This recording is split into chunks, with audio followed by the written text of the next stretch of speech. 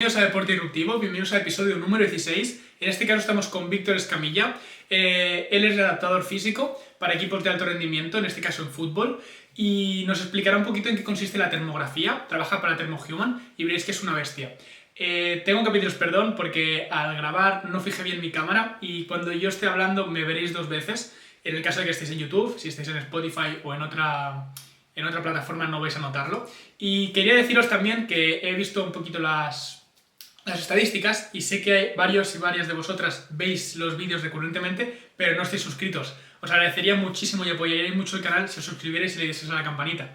Eso, le podéis dar me gusta, podéis compartirlo como siempre. Y nada, os dejo ya con el episodio número 16, veréis que no tiene desperdicio. Un abrazo.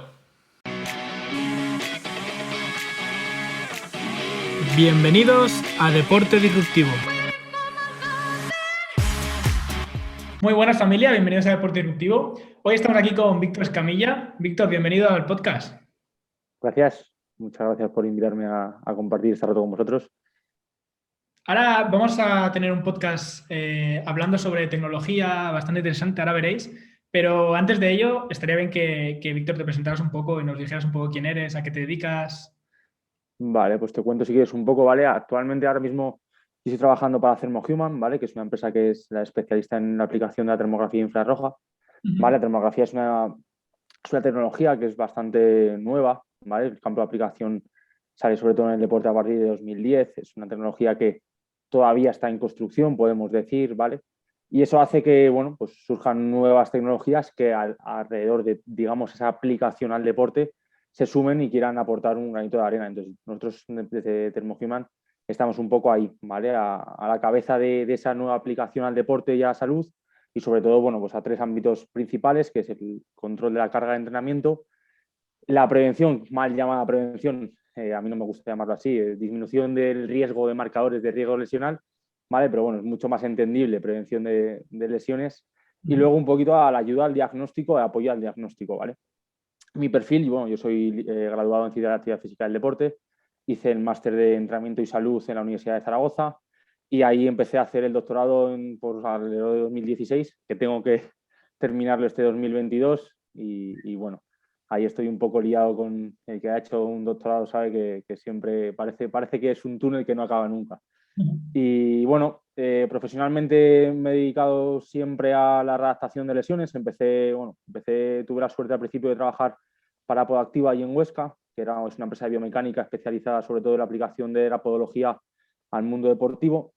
Y con esos análisis, digamos, biomecánicos, yo me fui introduciendo un poquito en lo que es el mundo de la actividad física desde su análisis y su interpretación y tuve la suerte de poder dar el salto desde ahí al primer equipo de fútbol de la ciudad, de la Sociedad Deportiva Huesca, en 2016, como te comentaba, y a partir de ahí, bueno, pues yo he ido haciendo mi vida profesional en la redactación de lesiones. Estuve 3 años, la verdad es que de los mejores de mi carrera, tuve la suerte de vivir el ascenso a Primera División y de ahí di el salto a Madrid, que al final yo soy de Madrid, yo no soy de allí de Aragón, aunque tengo mucho cariño a la gente de allí.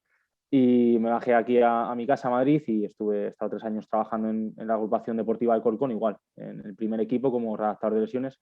Y este último año intentando compaginar todas esas cositas de, ya te digo, de tesis, de trabajo en Thermohuman, de trabajo, digamos, en campo. Y la verdad es que mi perfil es un poquito así amplio y a mí me gusta denominarme como preparador físico especialista en la aplicación del entrenamiento a las lesiones. Entonces, más o menos, por hacerte ahí un marco contextual. Bueno. ¿Y la tesis en sí de qué trata?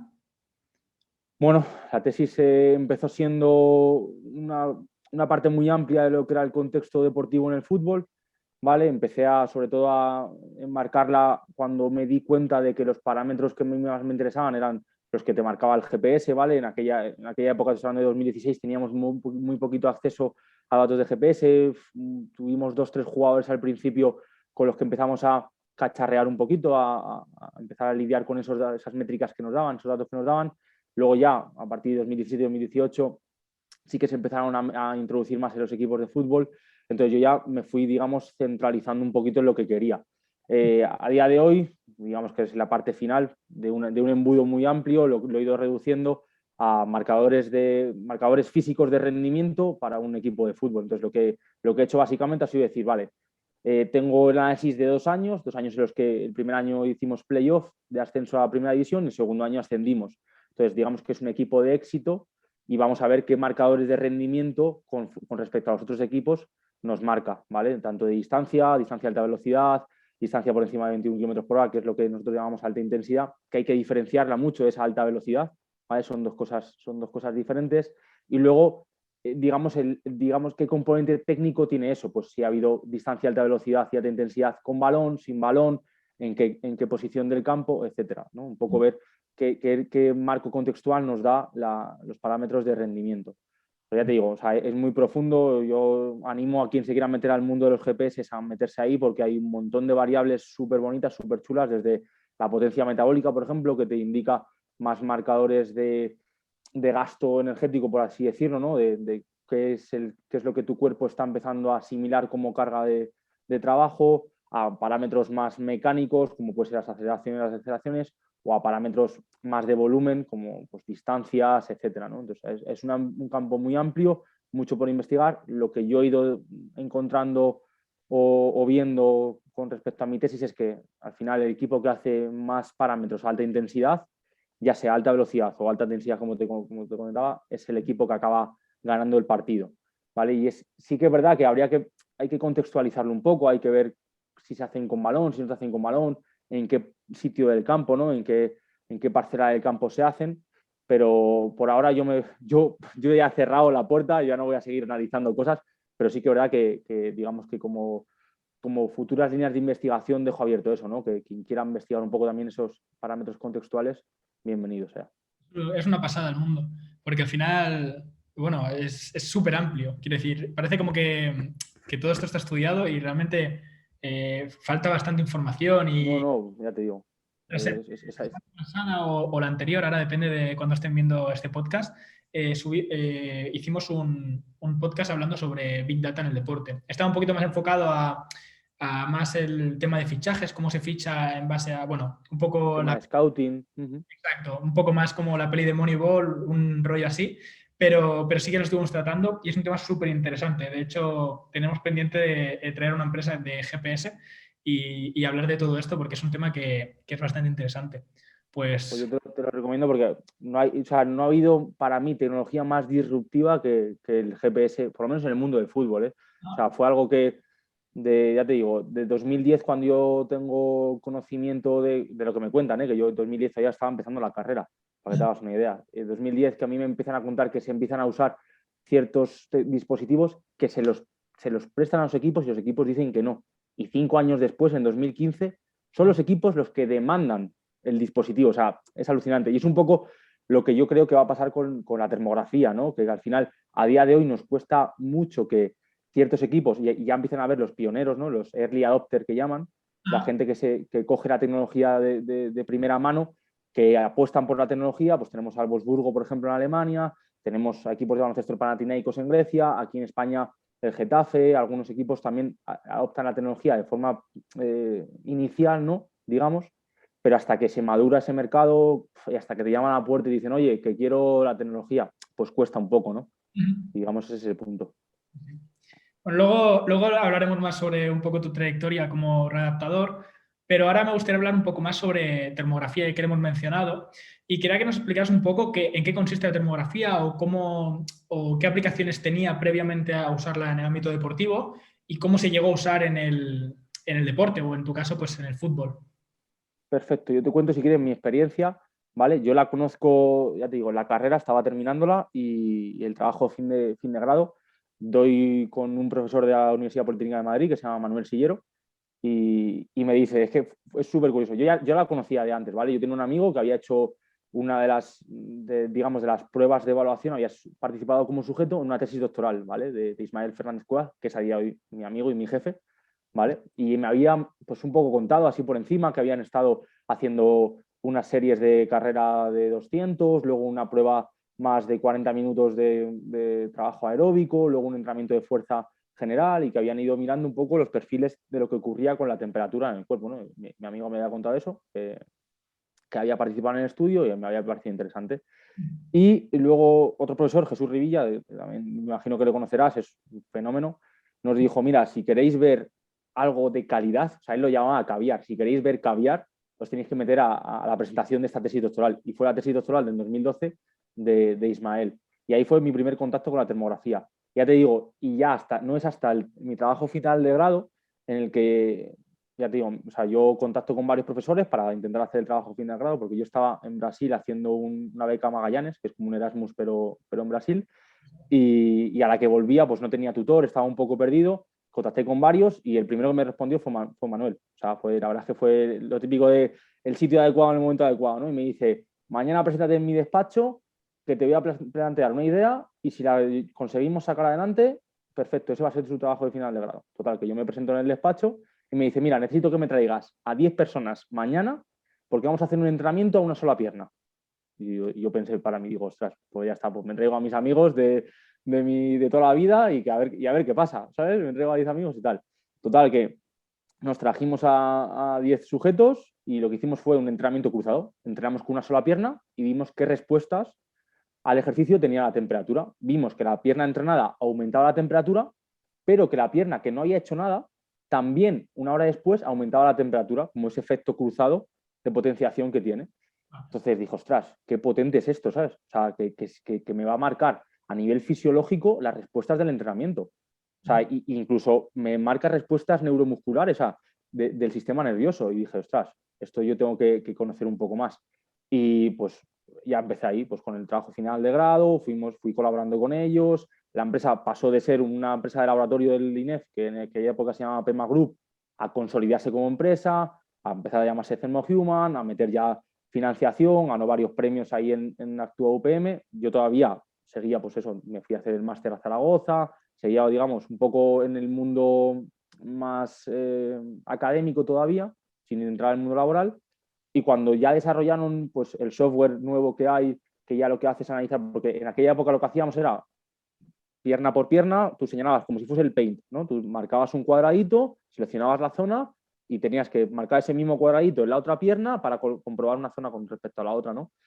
Y ya el gran avance que hizo Thermohuman básicamente fue que eso se hacía de forma automática, manual y con la capacidad de predecir o sea, no predecir, sino automatizar la captura de imágenes, ¿no?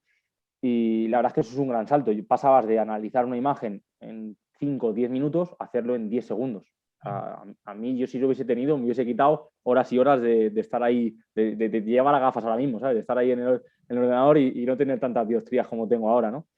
Y eso fue un poco la toma de contacto. ¿Te refieres al software, no? En este caso, que lo que... Claro, o sea, antes el software era un software tradicional, que tú básicamente, eso es lo que te digo, o sea, tenías que hacer como una especie de paint, tú cargabas la imagen y hacías un cuadradito sobre la zona que querías, pues el cuádriceps derecho, ¿no? Pues te ibas al cuádriceps derecho y tenías que replicar lo mismo en el otro lado, el cuádriceps izquierdo. A día de hoy sigue existiendo la posibilidad de hacerlo tradicional, ¿vale? Que es, digamos, un software que no es nuestro, te lo da FlearTools, que es la casa. Y luego lo que hemos desarrollado nosotros, que es un software automático que detecta automáticamente las regiones y en 10 segundos te saca toda la información, las asimetrías, los datos de temperatura, o sea, digamos, de lo que es la foto, tú cuando capturas con termografía, es que claro, no he explicado esto, me he ido un poco antes, tú con la termografía lo que vas a hacer es, con una cámara especial, ¿vale? Que lo que hace es medir la radiación infrarroja que tiene el cuerpo ya de por sí está echando energía, esa energía calorífica, el metabolismo basal, el metabolismo no deja de ser una combustión de energía. Y esa energía la transformamos al exterior en forma de calor, ¿vale? Bien por evaporación, bien por conducción. Entonces, lo que hace la termografía es una cámara que capta esa radiación del cuerpo, de la piel. Es importante, el otro día estaba con un amigo y me decía, venga, hazme una. Y yo me quedé así, digo, venga, vale. Y me decía, venga, házmela. Digo, no, tiene que ser de la piel. O sea, yo si te la hago con ropa no vale para nada. O sea, te tienes que quedar, es un protocolo específico que te tienes que quedar sin ropa, que tenemos que medir la temperatura de la piel y para eso te tienes que aclimatar, tienes que estar de 5 a 10 minutos en un entorno pues con un protocolo establecido, sin tocarte sin haber aplicado ningún tipo de masaje, sin tocarte, sin rascarte, sin que nada entre en contacto contigo, sin que haya un radiador. O sea, hay una serie digamos, de factores que hay que controlar para que digamos, la foto la puedas echar de una manera idónea, ¿no? Para un protocolo científico. Luego, en la teoría está todo muy, muy mascado y para si quieres hacer investigación hay que hacerlo así. En la práctica, pues a veces las cosas cambian un poco y sobre todo si estás en un equipo deportivo, pues a veces la foto tienes 2 minutos para echarla o 30 segundos, el jugador tiene las medias puestas, eso varía un poco, ¿no? Pero básicamente lo que hacemos es eso, captar la radiación de la piel, ¿vale? Y esa radiación está relacionada con la fisiología del tejido. Si el tejido está normal, debería producirse un proceso de homeostasis, de equilibrio, ¿vale? Si el tejido está sufriendo una inflamación, por lo tanto ese tejido va a demandar mayor riego sanguíneo y va a tener más temperatura, hay más energía sobre esa zona. Entonces va a dar lugar a una hipertermia. Y por el contrario, si el tejido hay una inhibición, o sea, si el tejido hay un fallo del sistema nervioso que no llega a contraer bien o ha habido una lesión muscular, por ejemplo, lo que ocurre es lo contrario, una hipotermia, o sea, se desciende la temperatura por esa falta de activación sobre la zona. Entonces, básicamente lo que capturamos por imagen es eso, y a partir de ahí, lo que te decía, esa imagen son colores, a ver si te puedo mostrar alguna que tengo aquí en el móvil así de forma rápida. Mira, este es el otro día un jugador, ¿vale? Y lo que tienes es esa imagen, a ver, no sé si ponerla para que se vea, ahí se ve un poco mejor, ¿vale? Son colores, ¿vale? Color blanco, rojo, amarillo y azul, ¿vale? Pues esa escala de colores... Para los que no nos estén viendo en YouTube y nos escuchen en el podcast, se ve como, bueno, en este caso ahora unas piernas y antes eran unos pies de distintos colores, de los colores que ha dicho. Correcto. Entonces, digamos, esta imagen, de forma objetiva, tú puedes decir, vale, pues este color blanco significa por la escala más temperatura, este color azul por la escala significa menos temperatura. Pero detrás de la imagen hay unos datos por cada píxel. Las imágenes siempre están conformadas por píxeles, por cada cuadradito tenemos un dato de temperatura.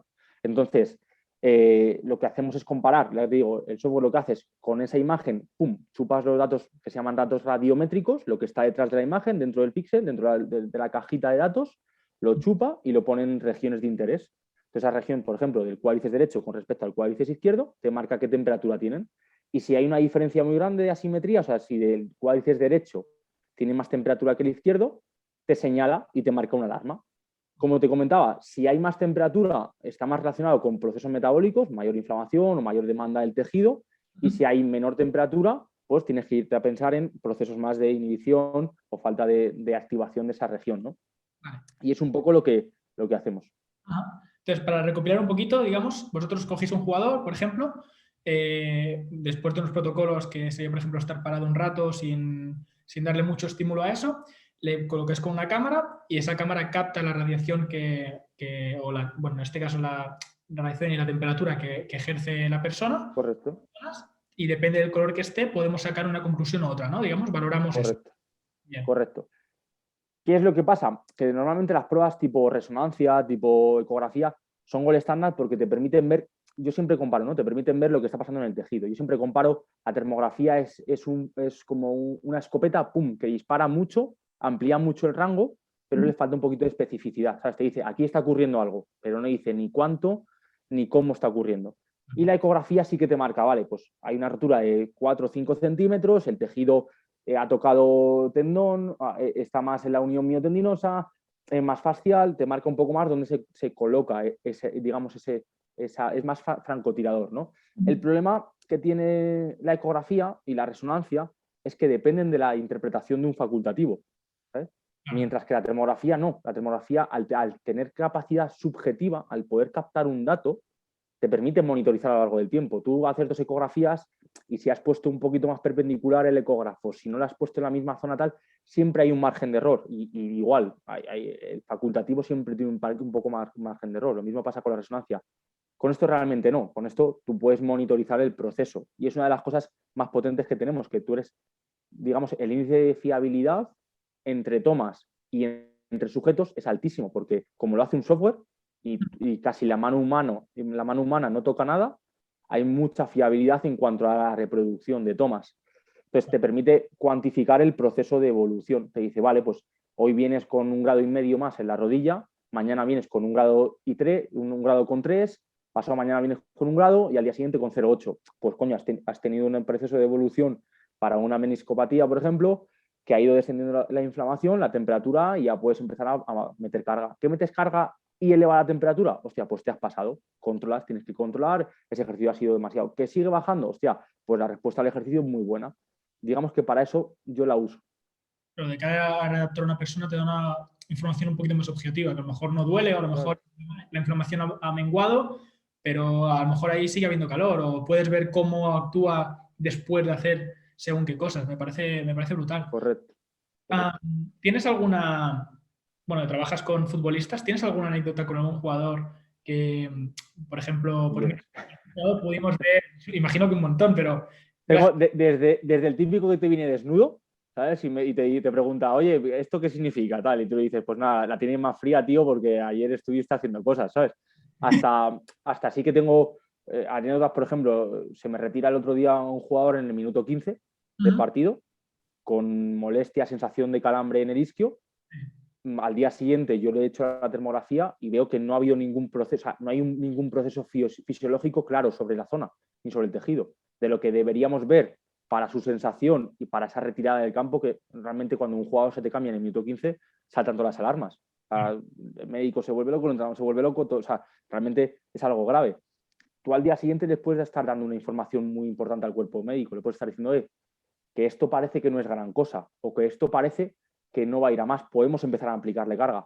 Ya te digo, se me retira el minuto 15, 10 días después, con vídeo de 90 minutos, ¿sabes? Ha pasado un proceso de readaptación en menos de 7 días en los que ha estado ya compitiendo. Si hubiésemos ido, digamos, por los pasos normales, hubieses tenido que esperar por lo menos 24 horas para hacer una eco. En la eco quizás hubiese salido a lo mejor un pequeño edema, porque siempre que haces ejercicio siempre hay edema, ¿sabes? Que realmente es un poco la interpretación, lo que decía, ¿no? El facultativo. Siempre hay esa posibilidad de que en una prueba diagnóstica te salga algo. O sea, el 40% de los jugadores juegan con un edema óseo en el pubis, ¿sabes? Y no tienen ningún tipo de clínica ni sintomatología. Pero claro, ¿qué hacemos? ¿Las hacemos una prueba y los paramos a todos? No podrías. Pues esto es igual. Entonces, realmente, con eso, a mí, por ejemplo, en ese caso, me permitió aplicar carga desde el día -1, ¿sabes? Desde que salió casi al día siguiente ya estábamos metiendo trabajos de readaptación y en una semana ya estaba con el equipo, en 10 días compitiendo. Cosas que una lesión de isquio que se retira en el minuto 15 te echarías a la cabeza, ¿no? Casos de, por ejemplo, de tendinopatías igual, o sea, control de la tendinopatía metiendo en pretemporada, metiendo partidos entre medias, sacando el jugador al día siguiente para hacerle trabajo isométrico de recuperación y excéntrico de baja amplitud y mucho tiempo de bajo tensión, 2 días después otra vez volviendo a competir, o sea, me permite mucho jugar con esos procesos fisiológicos. También es verdad que digamos ya mi grado de conocimiento de la herramienta y del sistema me permite jugar eso y también la confianza que uno se genera, ¿no? Dentro del cuerpo médico.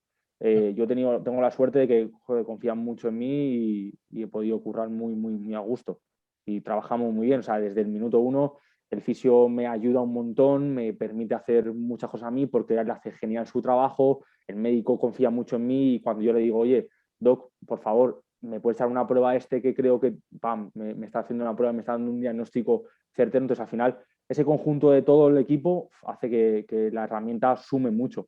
¿Sabes? Que realmente muchas veces la gente nos empeñamos en eso, en tener el último GPS, el último modelo, no sé qué, no sé cuántos, pero luego si el sistema de personas, de recursos humanos, no está optimizado, tú puedes estar viendo que el jugador está corriendo, yo qué sé, por encima de 21 kilómetros por hora, 1 kilómetro cada partido, y vas a cambiarle de posición, a meterle de lateral a medio centro, que donde las demandas fisiológicas cambian, que si el preparador físico no confía en ti, tú se lo puedes advertir y que va a decir, vale, me da igual que esto me esté diciendo esto con un nivel de fiabilidad tanto que no te va a hacer caso, ¿no? Pues con la termografía pasa un poco lo mismo. Claro, al final es lo que hablamos. Luego me gustaría también hablar un poquito de eso, de cómo es la experiencia, pero cuesta también llegar a un equipo y que el entrenador o el cuerpo médico o lo que sea también confíe en tu trabajo y a veces dar con un equipo que confíe en lo que haces, porque al final, seamos realistas, hay entrenadores y hay equipos que todavía no creen en la preparación física o no se la toman en serio. Y la verdad es que, bueno, ahora hablaremos porque me voy de una. Es que, claro, es un campo tan amplio y es muy bonito, en el fondo es muy bonito eso, que al final pues, no nos olvidamos que trabajamos con personas y que al final somos personas por mucho que tal y que el conocimiento tienes que también saber transmitirlo, ¿no? Sí. Es complicado también. El otro día hablábamos estoy saltando un poco de tema, pero claro, al final, cuando el entrenador o o los atletas o los futbolistas no entienden a lo mejor tu trabajo, quizás es que el problema no es que lo tenga él, sino que a lo mejor tú no eres capaz de transmitirlo, de comunicarlo, el por qué eso le va a beneficiar, ¿no? Escucha, a mí me ha pasado, ¿eh? O sea, a mí me ha pasado, me pasará y me sigue pasando. O sea, hay gente con la que conectas desde el principio, todo mucho más sencillo, y hay gente con la que no conectas y que por mucho que les intentes explicar y tú veas los beneficios y los veas súper claros en la cabeza, o sea, mira, no hay mejor ejemplo que yo, por ejemplo, a mi padre no consigo hacerle entrenar. Yo sé que los beneficios que tiene el ejercicio físico para la salud y no consigo hacerle entrenar. O sea, tú imagínate, si no convenzo a mi padre, todo lo demás ya muchas veces yo me veo impotente. Digo, si es que no soy capaz de que mi padre me haga caso, el resto de personas, ¿cómo me van a hacer caso, sabes? Hostia. Eso es un problema que tiene mucha gente y es una de las cosas que yo estoy súper orgulloso de hacer que mi familia entrene. Y yo simplemente lo que hice, porque al final era como, estás harto ya de decirle que haga cosas, y al final la estrategia que utilicé fue que te tengan un poco como ejemplo de decir que tú lo hagas y que te vean que lo haces, y si le pica el gusanillo tendrá que decir por él, pero al final tampoco puedes estar un poco encima. Si aprietas a la Yo gente. ya te digo, yo me puede ver todo lo me puede ver todo lo que quiera.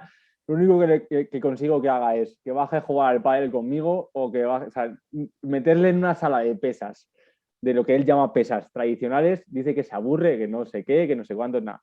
No. Eso realmente nos falta y hay compañeros, por ejemplo, tenemos un maestro, para mí un maestro que es espectacular, que es Miquel Izquierdo, que no sé si conoces todo su trabajo de Bibi Frail. Realmente en el futuro, ¿cómo decirlo? ¿No? Le echaremos mucho en falta, ¿no? O alabaremos mucho ese trabajo que ha hecho con personas mayores y la eficacia del entrenamiento de fuerza en personas mayores para la fragilidad, para la dependencia. Yo creo que la gente tiene que, joder, es complicado, ¿no? Pero la gente tiene que empezar a concienciarse de que, ostras, las cosas cuestan esfuerzo, evidentemente, y hay que trabajarlas porque luego, claro, luego queremos con 60, 70 años que cada vez el futuro de la gente mayor va más ahí, ¿eh? O sea, cada vez vamos a tener gente más mayor, que la pirámide poblacional se ha invertido, gente más mayor, quizás con más tiempo libre y con más grado de dependencia, que si no logramos que hagan ejercicio, estamos, desde nuestra perspectiva, desde la parte de educadores físicos, estamos muertos.